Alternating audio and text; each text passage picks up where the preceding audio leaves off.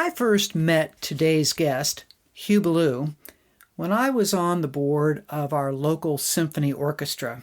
Hugh was hired specifically to help us to transition out of the past, understand where we stood in the present, and help our group to envision a future that would be successful, not only from the point of view of our work in the community, but also from a financial stability point of view.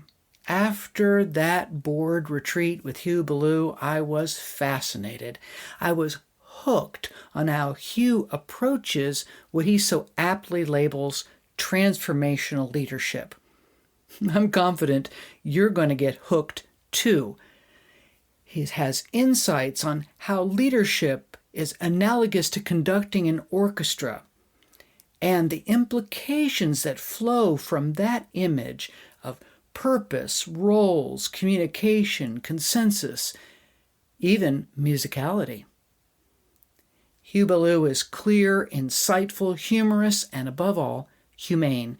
He's applying his insights and experiences for the purpose of helping others to build their own success in leadership. I'm looking forward to you getting to know Hugh Ballou, and you yourself, whatever your role, to get to know that leadership better too. Enjoy the podcast. Hi, I'm Norah Jones. Welcome to It's About Language. So, what is language all about? Well, it's about learning and sharing, opening doors in education, work, and life. Language is about creating communities and creating boundaries. It's all about the mystery of what makes us human. So, our conversations will explore that mystery and the impact of what makes us human. It's about language in life. It's about language at work. It's about language for fun. Welcome to the podcast. Well, I am enjoying the opportunity to introduce to you today Hugh Ballou as my guest. Hi, Hugh. Hi there. Well, Hugh, I would like you to start, please, this conversation today by identifying those areas of business, nonprofit, consulting, and the many other hats that you wear so that we can anchor our talk today about language in the business space by what you do. I help leaders quantify what's in their imagination. If we're not, we ought to be entrepreneurs at heart. We ought to be social benefit leaders. We ought to be concerned about providing value to all of humanity. And the more value we bring, the more it's going to generate revenue. So there's a win-win for everybody. But I spent 40 years as a music conductor in churches, small, medium, and mega churches. And 10% of my job was music. 90% was the infrastructure and systems that allowed me to do music. I also was a merchant. I had a small camera store, took it from $12,000 a year to $1.5 million in 10 years by providing value.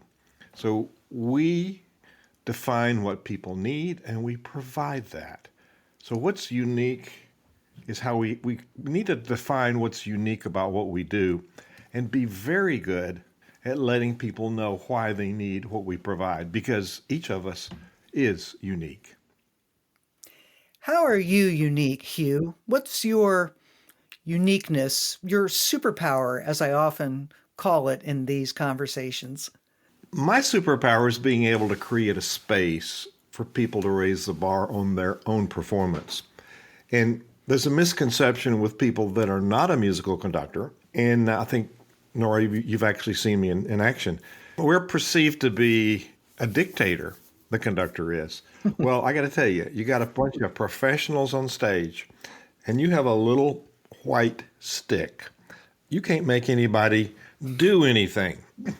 And as leaders think they can make people do things are misinformed, and really it backfires on them. So creating a space and then nurturing the skills that are present for people to understand how they can raise the bar on their own performing.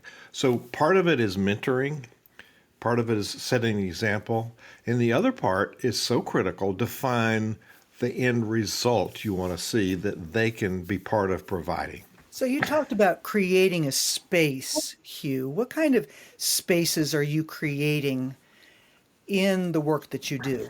Well, people come together. Think of a board. We have for-profit boards, there's nonprofit boards, there's staff, there's divisions in companies. There's a lot of places people gather together, and we want to stay out of groupthink where we do one thing, and the leader says do this, and people mindlessly obey.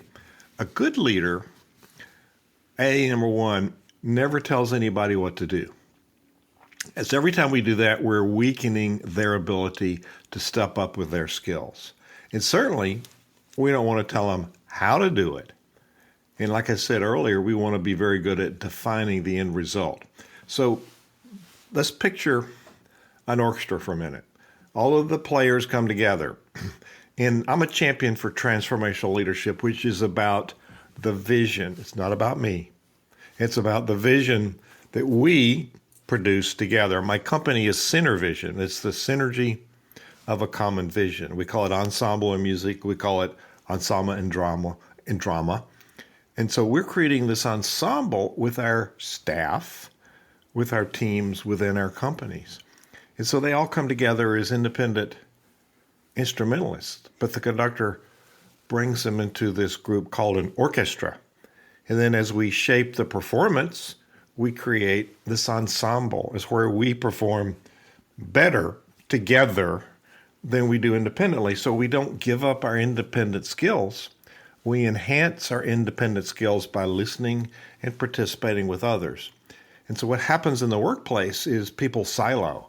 This is my job. I'm only going to do this, rather than thinking about we are independent, but thinking about the interdependence of our performance together, and realize it's a collaborative culture these days and not an autocratic culture. So creating the space to say, here's your area to perform, whether it's a physical space or an operational space.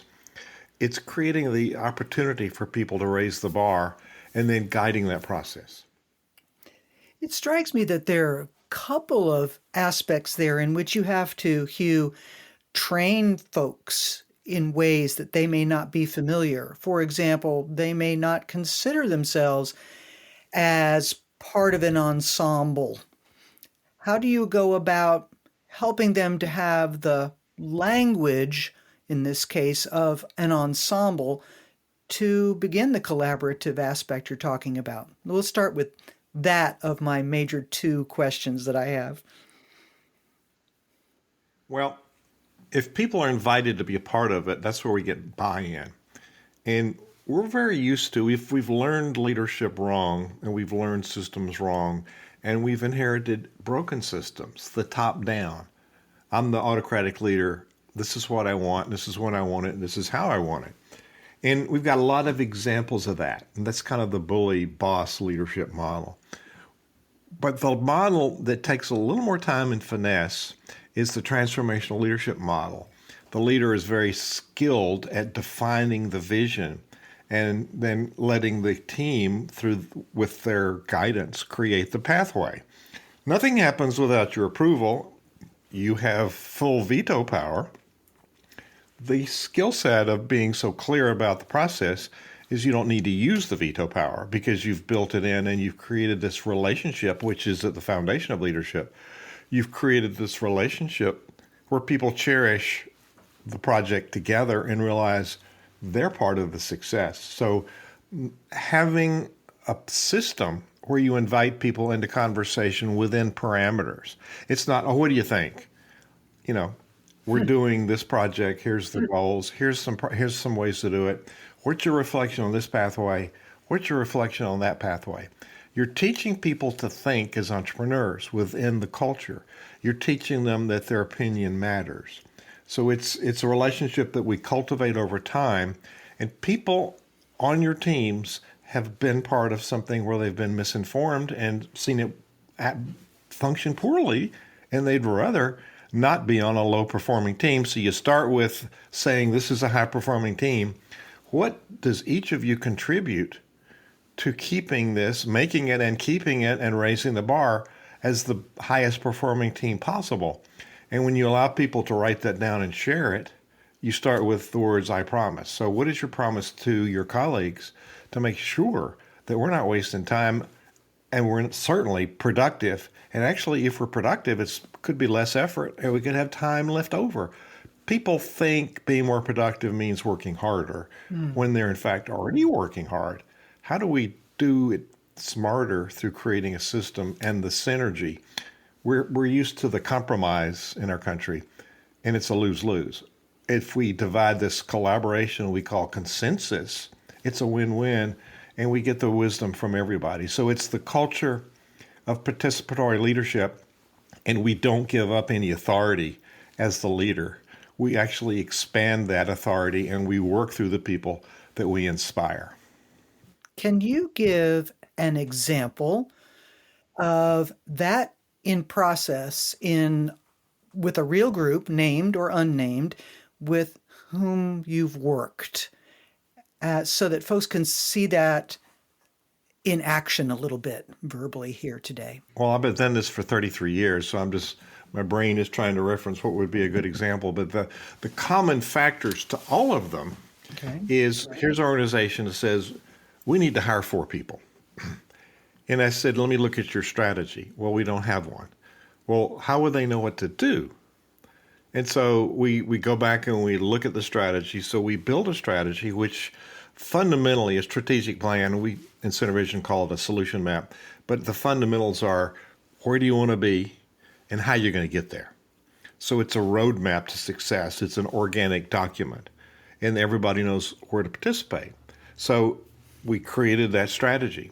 And then we went and looked at the position descriptions for those 4 people. And they said, well, what we've just learned from the strategy is we need to edit those position descriptions and modify them. We've got wrong people in the wrong seats doing the wrong things. And so there's a clarity of process. Where do we want to be? And then how are we going to get there? What are the competencies that we need in order to get there?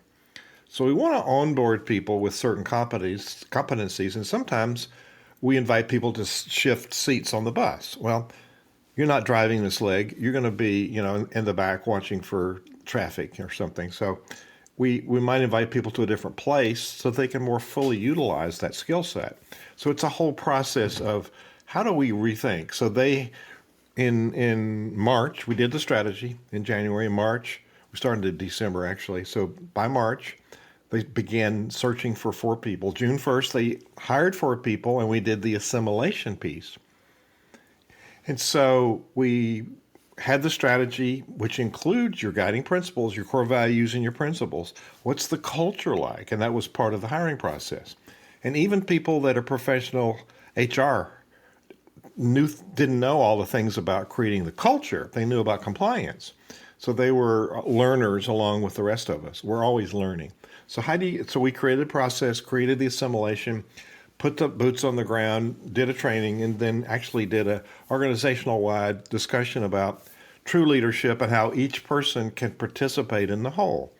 And so that's an end-to-end 1-year process, but it takes enough time to learn the systems, put the tools in place, to master those. You digest them, and then to put them in place and then tweak them and then to make them permanent. So it takes a period of time to do all that. We don't read a book and then go to work. No, there's lots of getting it in your skin, getting it in the culture, getting it in the process, and then tweaking it. That it's not book learning; it's actual what you've created that's unique for your organization. So that's an example. How do you make sure in the midst of your work that people are understanding what you mean by core value? Do you ever find that folks are mistaken or using incorrect vocabulary, if you will, or visions that are not as effective in reaching consensus about what it is that you are asking them to do? Core values, let's take that one. I find very few leaders that have actually written them down. And there's a lot of assumptions. Well, of course. So if we ask 10 people on their team to write core values, we get 11 opinions. So the old saying, I'm schizophrenic, so am I. So there's many different ways of perceiving things. But core values are static. They're words: integrity, honesty, fairness, inclusion. It's important to anchor those in a group setting. We all have perceptions of what this company values, but do we have the same perceptions, and we have the same definitions of those words? So we end up with a list of words, and generally there's some normally accepted words. When you say, what about integrity? Oh, yes. You'd be really out if you said, no, we don't care about integrity. But there's some anchor words. Then we feel really good, and we build out the rest of our strategy with those in mind. But we feel great about that, and then we write them down and we put them away. The next step would be to write guiding principles. We treat each person, each customer, with the utmost integrity. That we want to be known for the integrity, whether people are watching us or not, doing the right thing. We want to use words that aren't that word. So you create guiding principles, which is the application of that integrity in a statement, a sentence of how you make decisions as a team. That's the beginning of defining the culture. Do you find in the experiences that you've had over these decades that there are members of the institution, members of the business, members of the organization that resist being part of this experience? And if so, how do you help them to see what you're doing, redefine their participation? It's no different in a work situation and in a volunteer situation like a church or a nonprofit or a synagogue, in that people show up in business for a paycheck. They perform at a higher level because of their personal commitment and their personal fulfillment in what they do. I don't think anybody shows up in the workplace to do a bad job. I think it's contrary to our human nature. We want to see things happen. What we don't like is how it's run. People very rarely leave a business because of the business. They leave it because of the leader. And so if I, the leader, am not aware of how I impact people, how I influence people, and how I impact them either positively or negatively, then I'm missing the boat. We call those blind spots. That's why people like you and me have jobs, have work, Norah, because we are independent observers, and all of us need it. If you look at the top business leaders, actors, whatever, you look at the top people in their field, they have a coach. And partly it's to help us realize those things we don't see about ourselves. And so it starts with us impacting people by who we are. So creating that whole work process and then being aware of how we're influencing leader. And I go back to the conductor analogy. I wave that baton, that stick's called the baton. It doesn't make sound. What happens is when people actually do things. So I've got this piece of paper with dots. We call it music. So the leader integrates, so we have a piece of paper for strategy. It's words on paper. That's all. Then nothing happens until we, as the leader, integrate that strategy into performance. And that's the big gap that most people miss. How do we take the ideas and the concepts and transform those into results? In SynerVision, the nonprofit, we say transforming leaders, transforming organizations, transforming lives. And in business, we have to transform ourselves. We have to transform the teams so the performance is higher. And then we transform the results that our customers get from our products or services or events. Hugh, thank you. And when you look at leaders with whom you've worked, heads of businesses, organizations, what would you say are the areas of largest confusion or biggest resistance or least understanding among the leaders that you work with? I think it's how we show up. Oh, I'm just going to tell them and they got to understand. Well, have you done a check on the words you're using? And I'm a fan of using the right words for the right usage. Now, I'm in the South. We have our own language. We have our own nuances of words. But there's some generally accepted words. And how we choose the words Like, for instance, as a leader, we have to do course correction. I stop the orchestra, say, trumpet, that's too loud, take it down one dynamic level. Now, I didn't insult them. I identified the issue, I gave a directive, and I said, let's do it again. Now, I'm the person that can see it because I'm in front. I can hear the balance.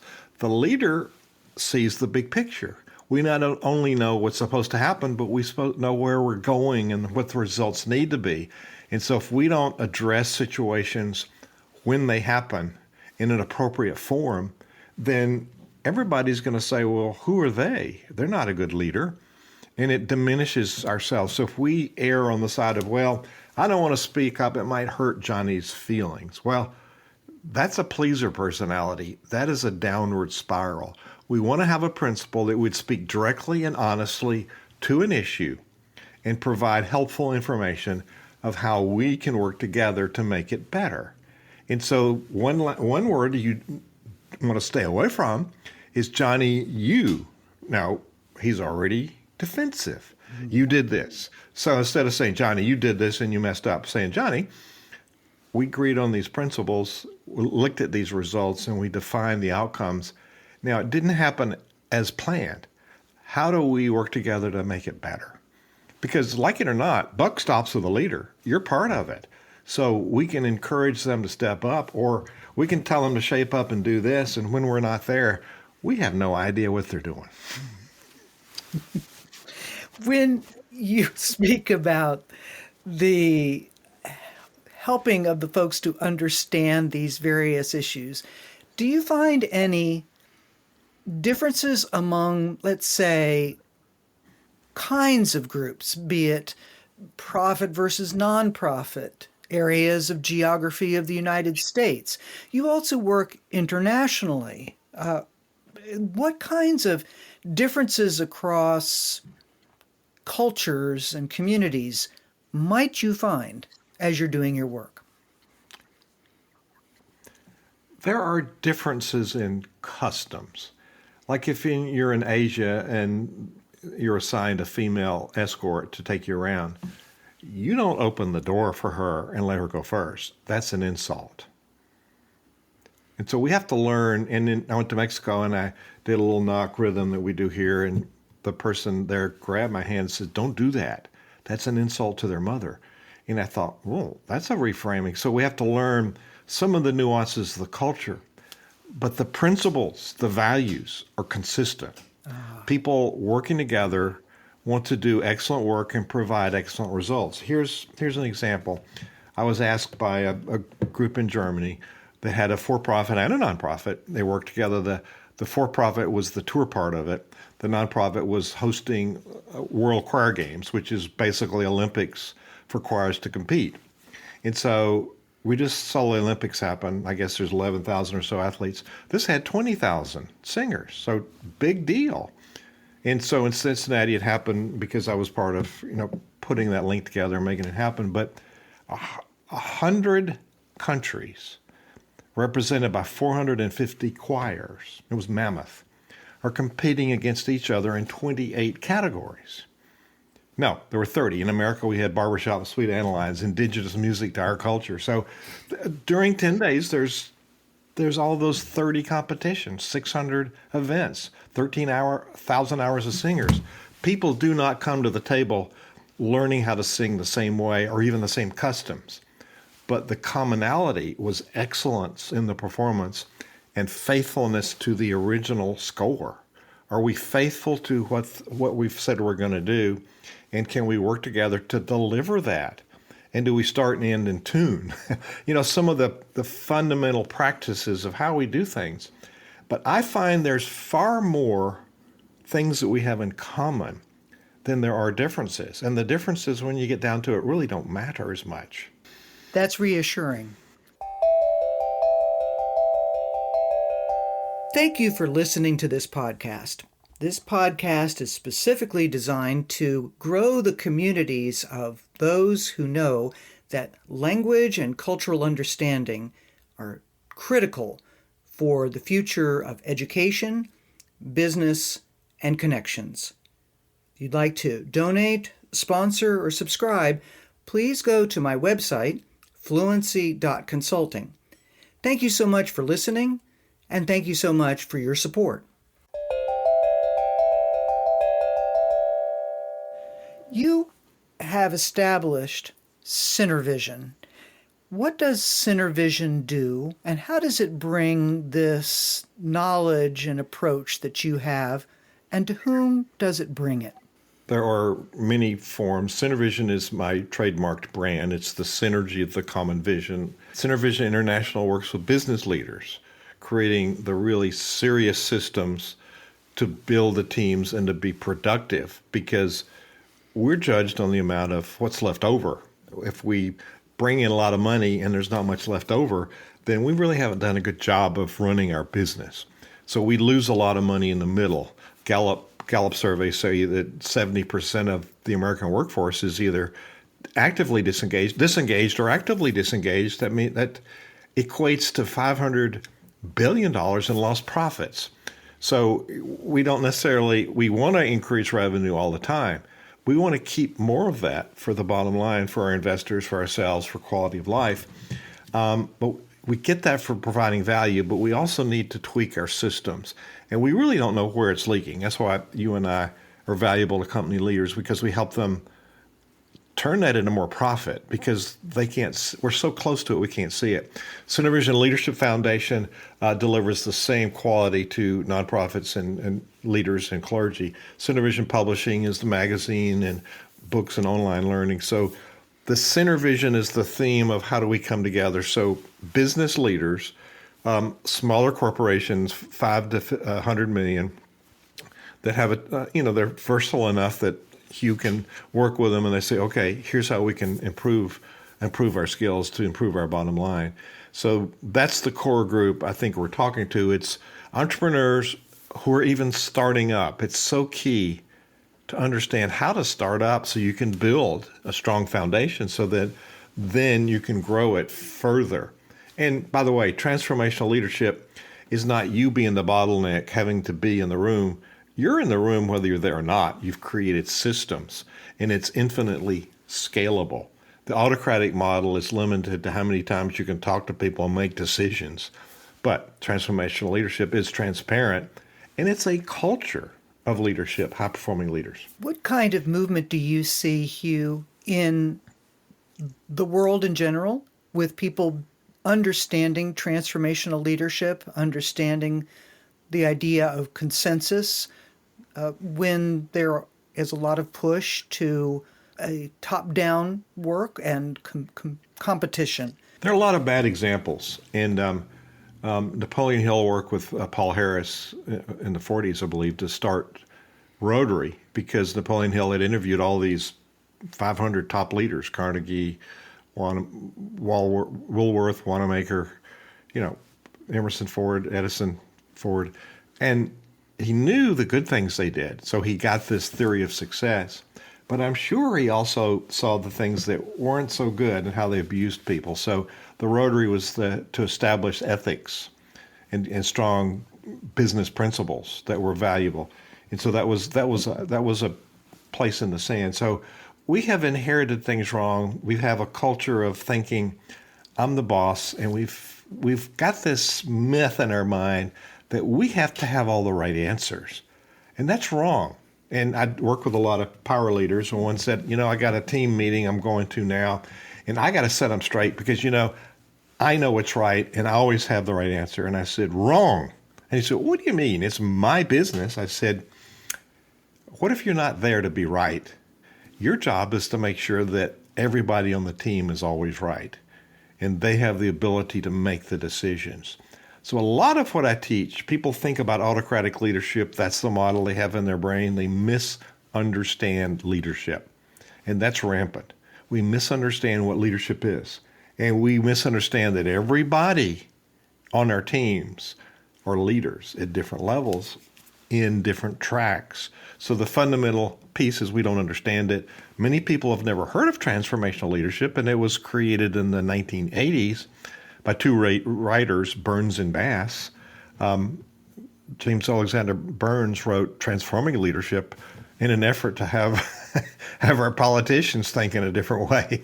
What a gift that would have been. So it's the culture of the whole performing at a high level. So we can play golf and we still know it's going to be happening when we're not there. Now, we had to be there sometimes, and we have to build those relationships. So it's a fundamental concept of leadership, very much like an orchestra. It's not a democratic organization. They don't get to vote, but by golly, they can make you look bad. There's a principle in the military that if your platoon doesn't respect you, they're likely to shoot you in the back when you're in combat. There's a lot of business leaders that get shot in the back every day, and they don't even know it. And they wonder why the bottom line is really poor. Well, we as leaders set up problems, and we're not aware of where we set them up, or if we respond, are we fixing them or are we making them better? We don't know that. Powerful image provided right there. Now, so many of the folks on my podcast have talked around at some point about vulnerability and about embracing vulnerability or addressing vulnerability or just the very nature of vulnerability in the lives that they're living or that they're bringing in, leading, teaching, encouraging others. Vulnerability for a leader that is going to be right. How do you, Hugh, help them to redefine that level of their being right so that that vulnerability can come in and help to do that transformation you're talking about? Here's another example of a leader, he, it's important that it's a he, said, okay, I'm going to my team and there's some things I don't do very well. So I have coaching sessions, and as you know, listening is 90% of coaching. And that silence there is a clarifier. So he says, I got to go into this team and there's some things that I don't do very well. What do I tell them? Silence, silence, silence. I said, well, why don't you just define where that is? And he said, I don't want to tell them that I have weaknesses. Silent, silent, silent. And I said, these are questions. And you think they don't already know? So I was interviewing Cal Turner, who went to his senior team at Dollar General. And he said to his team, my dad founded this company. I'm the new president and CEO. And I got this job because of my genes, not my skills. I'm the family member. You have the skills, and we're going to go public. And I want you to use those skills to go public. And I'll go visit the stores and make sure our vision is on track. They all stepped up. They went public. And then they sold it later for $7.2 billion. That was pretty successful for everybody. And they all had a share. And he said, Hugh, leadership is about defining your gaps and finding good people to fill those gaps.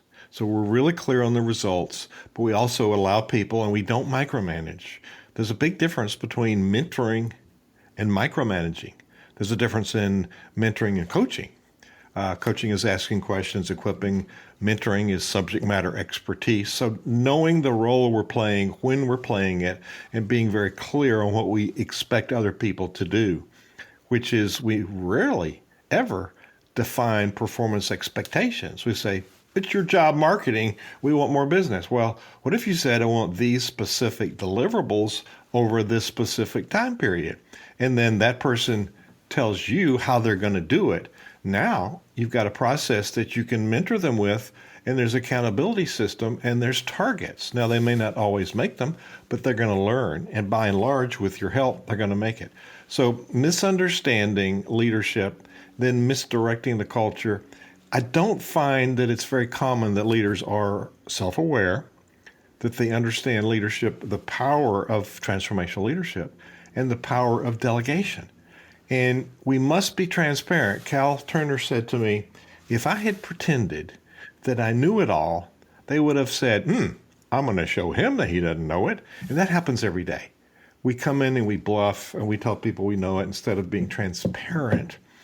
And another friend works as a supervisor and mechanic, one of the major airlines. And he got a new boss. And the boss came in and said, I'm running this organization. Hey, Phil, come in. And as he said, I'm going to tell you how things are going to happen. And he opened up the manual. And the guy put up his hand and says, I wrote that manual. So the guy who just came out of an MBA degree had no idea what went on below or what the expertise was. So us respecting, but also saying, I've got these gifts, I've got the vision, you've got the skills. I was in my 40s before I learned to be vulnerable on a podium. That was the pivot point for me to make music. You don't whine and tell people what your flaws are, but you're vulnerable. Then you're able to make things happen. Riff on that some more. You don't whine, but you are vulnerable. Help to unpack that process and the way that we talk to ourselves about that process some more, please. Part of transformational leadership is authenticity. I had to follow Les Brown on stage. Les gets audiences just hopping and they're excited. And so I'm like, oh man, I'm in trouble. And so I'm getting dressed and I'm getting ready to go out there and I look in the mirror and I point to myself and said, you're going to go out there and you're going to be Hugh Ballou. And that was the best I ever did. Forget what Les did. He's the best speaker I know. He gets crowds just foaming at the mouth. They're so excited. I had a different thing. So I showed up authentic. We want to pretend that we know things. We want to pretend that we're somebody else. We play a role. Well, what if we just be ourselves and say, okay, here's my gifts. I'm going to buy a t-shirt that says, nobody's perfect. On the back it says, but parts of me are excellent. So what do you do better than anything else? That's what you focus on. Other things you delegate, which is not a weakness of leadership. It's a strength of leadership. And guess what? That person is so happy to do that and so happy that you've trusted them. You're now multiplying depending on, this is a hard thing. People don't know how to delegate. This is a hard thing to do. But as we delegate, we're actually multiplying the work that we do through other people. And they're bought into it and they're proud of it. So it's how we create the culture. And it's not weakness, it's strength of leadership. Well, in fact, it's literally, etymologically speaking, it's a de-tying, an untying, letting people have some freedom. As a matter of fact, my big program, my long program about how to run your enterprise is called Unbound Leader. There you go. Because we bind ourselves up with these assumptions and we limit our effectiveness with these little scripts that we tell ourselves. And we're sometimes our biggest enemy to our own productivity and our own leadership. Hugh, the role of questioning ourselves interiorly, being questioned by a coach, bringing questions out to our teams. What have you discovered and shared over your years about the role of using questions? Using the right language. You can change one word and get an entirely different response. And I was a serious student of facilitation, and you've seen me do that too. And everybody participates, everybody writes. We use storyboards, so it's very visible. But we capture concepts. So I can say, we're going to brainstorm on this question, and I can change one word and get entirely different answers. So as leaders, just being mindful of what we ask for, which means you don't just shoot by the hip all the time. Think about the framing of the question. Think about the situation around the question. Because you've just had a big deal, emotional thing happen in a team. You don't switch all of a sudden to a different topic that doesn't take into the fact that people are traumatized or stressed. We're dealing in a highly anxious culture right now. And if we show up as anxious, it spreads. And so the choice of language is, according to the research, 7% of a message, 55% is in our expression, and the rest of it is delivery. We can use the same words, and we can get different results. But if we use the wrong words, we might not get the intended results. So being very intentional about what we're asking and maybe setting the context of we're making a decision and you're part of it, or why do we need this information? That really puts relevance to what we're doing. What kind of experience can you share where people were having to become aware of the fact that the questions they were asking were not really relevant to what they were trying to accomplish? How do you, in your work, Hugh, help people in businesses and organizations from, if I can put it this way, and maybe it's inappropriate that I do, wasting their time? Is there any such thing as wasting one's time? Yeah. You mean the leader or the team? Wasting whose time? The leader wasting their own and especially their team's time, I guess was what I was thinking. Well, here's the situation. I've done training for groups of professionals. One was 100 conductors, choral conductors at that, accountants, auditors, movers, bankers, I speak medical practice managers, people that have a very unique skill set and a very unique enterprise. But the universal thing is how we show up and how we make things happen. Let's take the conductors. We're talking about, choral conductors typically have 2.5 jobs. So you might have a community chorus, you might teach in a college, and you might have a church choir job. And so you're doing the same work in different contexts. And everybody complains about the systems they're in the college. Well, if they just knew this, or we get together in meetings and I don't know how to run meetings. Well, I said, wait a minute. Let's apply the knowledge you have and let's transpose it. You know how to run a rehearsal. You certainly know how to run a meeting. Everybody sings. Everybody participates. You're very clear on the outcomes. You invite participation. You energize people so they feel better. So it's us thinking about quit diminishing your ability. You've got some ability. You're going to learn new ones, but you've got some fundamental skills that can be transferred. In all of these specialty groups, people say, I've got subject matter knowledge. We need to get systems knowledge in addition. Remember the 10-90 rule, 10% of my job is music, 90% makes it possible. Well, we have to learn how to run systems because our product and service is 10% of our enterprise. 10%. 90% is the team that delivers it and the systems that deliver it. All of those things make it possible for you to deliver your unique value proposition to the right customer and wow them, which then generates revenue for your enterprise. So it's honing in on what is the essential thing that I need to know as a leader, and what is the essential thing that my team needs to know to be able to let the client, potential customer, know what's the essential thing they need to know to understand why they need what we have. And so it's a series of essential items that we need to define, most of which is in language, which is so hard because we're so close to it. So having an external advisor is so key because we can't see it. When I do strategy for my organization, I have other people help me because I'm too close to it. And I do this for a living. This is what I do, and I can't do it for myself. Excellent advice ongoing. What differences, changes have happened because of the pandemic globally, if any, in your work and in the approaches and in the understandings?